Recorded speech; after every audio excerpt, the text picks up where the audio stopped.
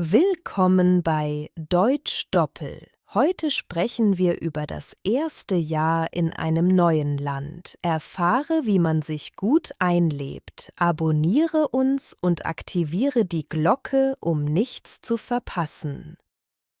Die ersten Tage in einem neuen Land sind wirklich spannend. Alles fühlt sich anders an, oder? Ja, das stimmt. Man muss sich an so viele neue Dinge gewöhnen. Neue Sprache, neue Leute, neues Essen. Genau. Besonders die Sprache kann anfangs eine Herausforderung sein. Selbst einfache Dinge wie Guten Morgen oder Danke klingen anders. Und es gibt neue Gewohnheiten. Zum Beispiel, wann und was die Leute essen. Das kann ganz anders sein als zu Hause. Ja, und man merkt schnell, dass die Menschen oft andere Tagesabläufe haben. Vielleicht ist der Arbeitstag länger oder die Pausen sind anders. Auch die öffentlichen Verkehrsmittel sind oft anders. Man muss lernen, wie man von A nach B kommt, ohne sich zu verlaufen. Und manchmal sind die Regeln im Straßenverkehr anders. Das kann anfangs verwirrend sein. Ja, das stimmt. Aber es macht auch Spaß, all diese neuen Dinge zu entdecken. Man lernt jeden Tag etwas Neues. Es hilft, offen und neugierig zu bleiben. So kann man schnell lernen und sich anpassen. Und oft sind die Menschen freundlich und hilfsbereit, wenn man Fragen hat oder etwas nicht versteht. Das stimmt. Es ist wichtig, keine Angst zu haben, um Hilfe zu bitten. Die meisten Menschen helfen gerne. Manchmal entdeckt man auch neue Hobbys oder Interessen, die man vorher nicht kannte. Ja, und durch neue Freunde lernt man viel über die Kultur und Traditionen des Landes. Es ist eine großartige Gelegenheit, seinen Horizont zu erweitern und neue Erfahrungen zu sammeln. Und nach einigen Wochen fühlt sich vieles schon vertrauter an. Man gewöhnt sich an das Neue. Genau, und irgendwann fühlt sich das neue Land wie ein zweites Zuhause an. Deshalb ist Geduld wichtig. Man braucht Zeit, um sich einzuleben und alles kennenzulernen. Und es ist okay, wenn man sich anfangs etwas verloren fühlt. Das geht jedem so. Wichtig ist, positiv zu bleiben und die Veränderungen als Abenteuer zu sehen. Mit der Zeit wird man sicherer und kann das neue Leben richtig genießen. Wenn man in einem neuen Land lebt, merkt man oft, dass kleine Dinge plötzlich schwierig werden. Das kann ziemlich überraschend sein. Ja, das stimmt. Dinge, die zu Hause ganz einfach waren, sind plötzlich kompliziert. Zum Beispiel, wie man den Müll trennt. Genau, in manchen Ländern gibt es sehr strenge Regeln dafür. Man muss wissen, welcher Müll in welche Tonne gehört. Oder das Einkaufen. Es kann schwer sein, die richtigen Produkte zu finden, wenn alles anders aussieht oder anders heißt. Und dann das Bezahlen. In einigen Ländern benutzt man mehr Bargeld, in anderen eher Karten, da muss man sich anpassen. Manchmal ist es auch schwierig, die richtige Menge einzuschätzen. Wie viel kostet ein Brot oder eine Flasche Wasser im neuen Land? Auch das Wetter kann eine Herausforderung sein. Vielleicht ist es viel kälter oder heißer, als man es gewohnt ist. Das stimmt. Man muss sich an die neuen Temperaturen anpassen und vielleicht andere Kleidung kaufen. Ein weiteres kleines Problem kann das Telefonieren sein. Plötzlich kennt man die Vorwahlen nicht oder versteht die Telefonansagen nicht. Ja, und manche haben spezielle SIM-Karten oder Prepaid-Tarife, die man erst verstehen muss.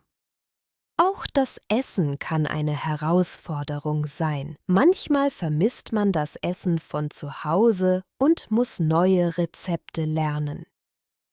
Und wenn man auswärts isst, ist es nicht immer einfach, die Speisekarte zu verstehen oder das Richtige zu bestellen. Richtig, manchmal spricht das Personal eine andere Sprache und man muss kreativ sein, um zu erklären, was man möchte. Auch das Fernsehen oder Radio kann anders sein. Vielleicht gibt es andere Programme oder man versteht die Sprache nicht so gut. Das stimmt. Manchmal hilft es, Untertitel zu nutzen, um besser zu verstehen, was gesagt wird. Auch die Art und Weise, wie man sich begrüßt oder verabschiedet, kann ungewohnt sein. Das kann zu Missverständnissen führen. Ja, und es ist wichtig, offen für diese kleinen Unterschiede zu sein und sie als Lernchance zu sehen. Mit der Zeit werden diese kleinen Dinge einfacher, aber am Anfang kann es frustrierend sein. Geduld ist wichtig. Es hilft, eine positive Einstellung zu haben und sich nicht zu sehr unter Druck zu setzen, alles sofort richtig zu machen. Und man sollte sich daran erinnern, dass jeder in dieser Situation ist, wenn er in ein neues Land kommt. Man ist nicht allein. Was war für euch die größte Herausforderung, als ihr in einem neuen Land gelebt habt?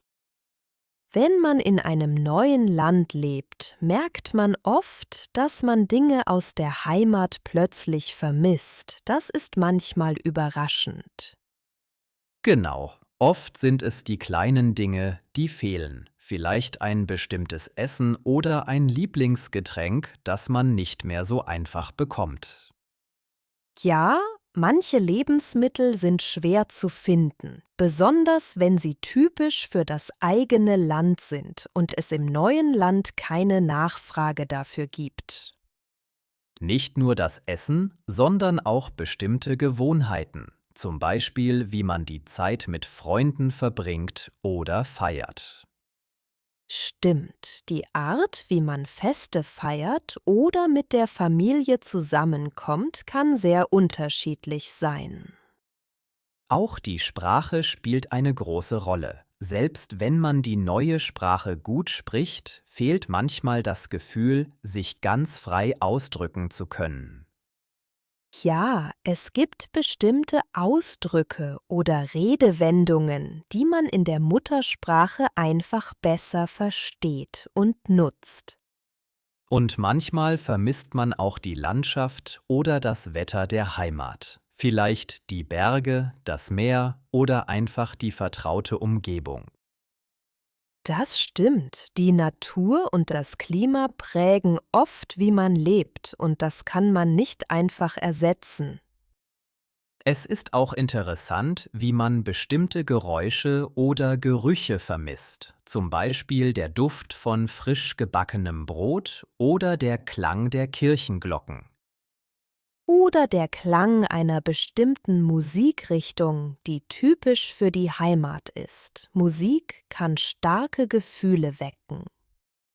Auch die sozialen Kontakte können fehlen. Freunde und Familie sind oft weit weg und es kann schwierig sein, neue Kontakte im neuen Land zu knüpfen. Ja, besonders am Anfang fühlt man sich manchmal einsam, weil man die vertrauten Gesichter und Gespräche vermisst. Aber mit der Zeit lernt man, die neuen Erfahrungen zu schätzen und vielleicht sogar neue Lieblingsdinge zu finden.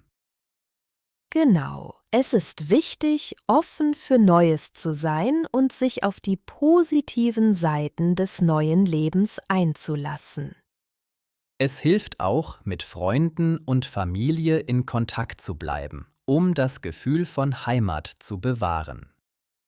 Und man kann versuchen, einige Traditionen der Heimat in den Alltag zu integrieren, wie bestimmte Gerichte kochen oder Feste feiern.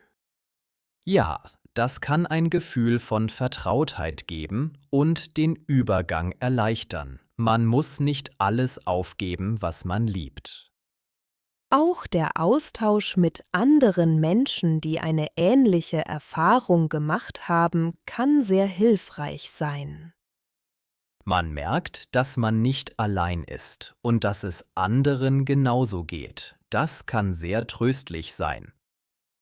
Welche Dinge aus deiner Heimat vermisst du am meisten, wenn du in einem neuen Land lebst? Wenn man eine Weile in einem neuen Land lebt, beginnt man langsam, sich dort wohler zu fühlen. Das ist ein Prozess, der Zeit braucht. Ja, zu Beginn ist vieles neu und fremd, aber mit der Zeit werden einige Dinge vertraut und man findet seinen Rhythmus im Alltag. Genau, man gewöhnt sich an die Sprache, auch wenn man sie nicht perfekt spricht. Man versteht immer mehr und kann sich besser ausdrücken. Und man lernt die Kultur besser kennen. Das bedeutet, man versteht, warum Menschen bestimmte Dinge tun oder sagen.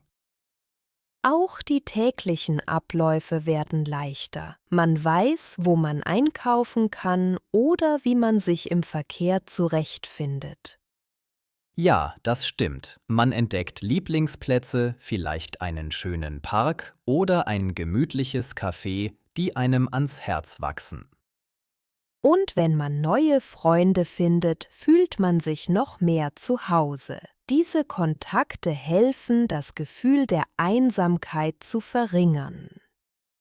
Es ist auch schön, wenn man merkt, dass man Teil der Gemeinschaft wird, vielleicht durch kleine Gespräche oder gemeinsame Aktivitäten.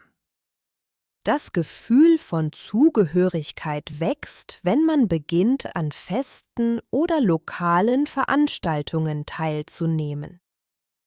Und man fängt an, die kleinen Unterschiede zu schätzen. Vielleicht lernt man neue Traditionen oder Bräuche kennen, die einem gefallen. Ja, und irgendwann merkt man, dass man nicht mehr ständig an die Heimat denkt. Das neue Land wird ein Teil von einem. Ein wichtiger Schritt ist, wenn man merkt, dass man auch dort Erinnerungen schafft, die einem wichtig sind. Genau, neue Erinnerungen helfen, das Gefühl der Vertrautheit zu stärken. Man hat dann zwei Orte, die einem wichtig sind. Und manchmal entdeckt man auch neue Hobbys oder Interessen, die man vorher nicht kannte. Das kann helfen, sich mehr mit dem neuen Umfeld zu identifizieren. Man wird neugierig und offen für Neues. Und man sieht, dass man gewachsen ist. Man hat gelernt, sich in einer neuen Umgebung zurechtzufinden und kann stolz darauf sein. Ja, es ist ein gutes Gefühl, wenn man merkt, dass das neue Land einem vertraut wird und man sich dort wohlfühlt. Und natürlich gibt es immer noch Dinge, die man vermisst, aber man hat auch viel Neues gewonnen. Das Gefühl, zwei Heimatorte zu haben, kann sehr bereichernd sein. Und es hilft, die Welt mit anderen Augen zu sehen und offener für neue Erfahrungen zu werden. Es ist ein langsamer Prozess, aber am Ende fühlt man sich oft doppelt zu Hause. Danke, dass ihr heute dabei wart. Wir hoffen, unser Gespräch hat euch gefallen. Schreibt uns gerne, welche Wörter aus dem Podcast euch am meisten geholfen haben. Ja, wir freuen uns auf eure Kommentare. Vergesst nicht, uns ein Like zu geben, unseren Podcast zu abonnieren und die Glocke anzumachen, damit ihr keine Folge verpasst. Bis bald. Die Heimat. Man vermisst oft Dinge aus der Heimat. Die Heimat kann viele Erinnerungen wecken. Das Essen. Besonderes Essen ist manchmal schwer zu finden. Das Essen der Heimat fehlt vielen Menschen. Die Sprache. Die Sprache spielt eine große Rolle im Alltag. Man gewöhnt sich langsam an die neue Sprache. Der Freund. Neue Freunde helfen, sich zu Hause zu fühlen. Manchmal vermisst man alte Freunde aus der Heimat. Das Gefühl. Das Gefühl von Heimat kann fehlen. Ein gutes Gefühl entsteht, wenn man sich wohlfühlt.